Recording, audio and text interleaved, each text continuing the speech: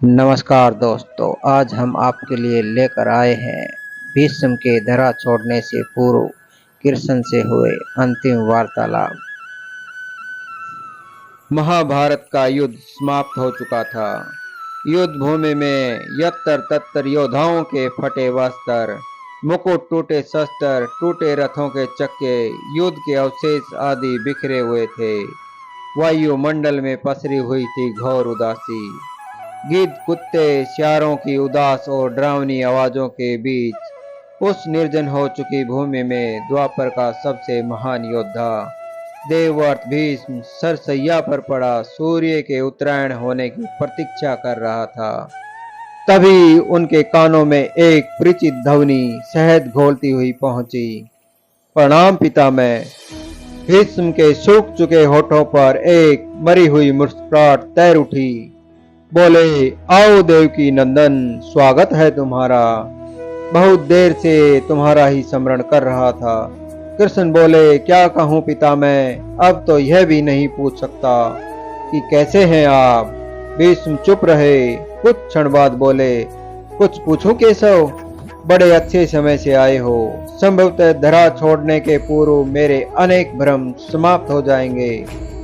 कृष्ण बोले, कहिए न पितामह, एक बात बताओ प्रभु, तुम तो ईश्वर हो न? कृष्ण ने बीच में ही टोका, नहीं पितामह, मैं तो आपका पौत्र हूँ, ईश्वर नहीं। भीष्म इस घोर पीड़ा में भी ठठाके हंस पड़े। बोले, अपने जीवन का स्वयं कभी आकलन नहीं कर पाया कृष्ण, तो नहीं जानता कि अच्छा रहा या बुरा। पर अब तो इस धरा से जा रहा हूँ कन्हैया, अब तो ठगना छोड़ दे रे।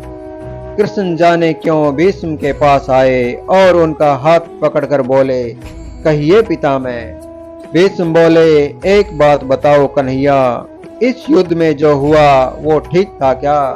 किसकी ओर से पितामह? पांडवों की ओर से? कौरवों के कृत्यों पर चर्चा का तो अब कोई अर्थ ही नहीं कन्हैया, पर क्या पांडवों की ओर से जो हुआ वो सही था? आचार्य द्रोण का वध, दुर्योधन की जंघा के नीचे प्रहार, दुशासन की छाती का चीरा जाना, जयद्रथ के साथ हुआ छल, निहत्थे कर्ण का वध, सब ठीक था क्या? यह सब उचित था क्या? इसका उत्तर मैं कैसे दे सकता हूँ पितामह? इसका उत्तर तो उन्हें देना चाहिए जिन्होंने यह किया। उत्तर दे दुर्योधन का वध करने वाले भीम, उत्तर दे कर्ण और जयद्रथ का वध करने वाले अर्जुन। मैं तो इस युद्ध में कहीं था ही नहीं पितामह। अभी भी छलना नहीं छोड़ोगे कृष्ण? अरे विश्व भले ही कहता रहे कि महाभारत को अर्जुन और भीम ने जीता है, पर मैं जानता हूँ कन्हैया, यह तुम्हारी और केवल तुम्हारी विजय है। मैं तो उत्तर तुम्ही से पूछूंगा कृष्ण। तो सुनिए पितामह, कुछ बुरा नहीं हुआ, कुछ अनैतिक नहीं हुआ, वही हुआ जो होना चाहिए था। यह तुम कह रहे हो केशव? मर्यादा पुरुषोत्तम राम का अवतार कृष्ण कह रहा है। यह छल तो किसी युग में हमारे सनातन संस्कारों का अंग नहीं रहा, फिर यह उचित कैसे हो गया? इतिहास से शिक्षा ली जाती है पितामह, पर निर्णय वर्तमान की परिस्थितियों के आधार पर ही लेना पड़ता है। हर युग अपने तर्कों और अपनी आवश्यकताओं के आधार पर अपना नायक चुनता है। राम त्रेता युग के नायक थे, मेरे भाग में द्वापर आया था। एक ही परिस्थिति में हम दोनों का निर्णय एक सा नहीं हो सकता पितामह।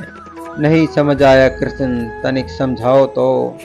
राम और कृष्ण के कालखंडों की परिस्थितियों में बहुत अंतर है पितामह। राम के युग में खलनायक भी रावण जैसा शिव भक्त होता था। तब रावण जैसी नकारात्मक शक्ति के परिवार में भी विषण और कुंभकर्ण जैसे संत हुआ करते थे। तब बाली जैसे खलनायक के परिवार में भी तारा जैसी विदुषी स्त्रियां और अंगद जैसे सज्जन पुत्र होते थे। उस युग में खलनायक भी धर्म का ज्ञान रखता था, इसलिए राम ने उनके साथ कहीं छल नहीं किया। किंतु मेरे द्वापर युग के इस भाग में कंस, जरासंध, दुर्योधन, दुशासन, शकुनी, जयद्रथ जैसे घोर पापी आए। उनकी समाप्ति के लिए हर छल उचित है पितामह। पाप का अंत आवश्यक है पितामह, वह चाहे जिस विधि से भी हो। तो क्या तुम्हारे इन निर्णयों से गलत परंपराएं नहीं प्रारंभ होंगी केशव? क्या भविष्य तुम्हारे इन छलों का अनुसरण नहीं करेगा? यदि करेगा तो क्या यह उचित होगा? भविष्य तो इससे भी और अधिक नकारात्मक आ रहा है पितामह। कलयुग में तो इतने से भी काम नहीं चलेगा। वहाँ मनुष्य को कृष्ण से भी अधिक कठोर होना होगा, नहीं तो धर्म समाप्त हो जाएगा। जब क्रूर और अनैतिक शक्तियां धर्म का समूल नाश करने के लिए आक्रमण कर रही हों, तो नैतिकता अर्थहीन हो जाती है पितामह। तब महत्वपूर्ण होती है विजय, केवल विजय। भविष्य को यह सीखना ही होगा पितामह। क्या धर्म का भी नाश हो सकता है केशव? और यदि धर्म का नाश होना ही है, तो क्या मनुष्य इसे रोक सकता है? सब कुछ ईश्वर के भरोसे छोड़कर बैठना मूर्खता होती है पितामह। ईश्वर स्वयं कुछ नहीं करता, सब मनुष्य को ही करना पड़ता है। आप मुझे भी ईश्वर कहते हैं ना, तो बताइए न पितामह, मैंने स्वयं इस युद्ध में कुछ किया क्या? सब पांडवों को ही करना पड़ा न। यही प्रकृति का संविधान है। युद्ध के प्रथम दिन यही तो कहा था मैंने अर्जुन से, यही परम सत्य है। भीष्म अब संतुष्ट लग रहे थे। उनकी आंखें धीरे धीरे बंद होने लगी थी। उन्होंने कहा, चलो कृष्ण, यह इस धरा पर अंतिम रात्रि है। कल संभवतः चले जाना होगा। अपने इस हभागे भक्त पर कृपा करना कृष्ण। कृष्ण ने मन में ही कुछ कहा और भीष्म को प्रणाम कर लौट चले। पर युद्ध भूमि के उस डरावने अंधकार में भविष्य को जीवन का सबसे बड़ा सूत्र मिल चुका था। जब अनैतिक और क्रूर शक्तियां धर्म का विनाश करने के लिए आक्रमण कर रही हों, तो नैतिकता का पाठ आत्मघाती होता है।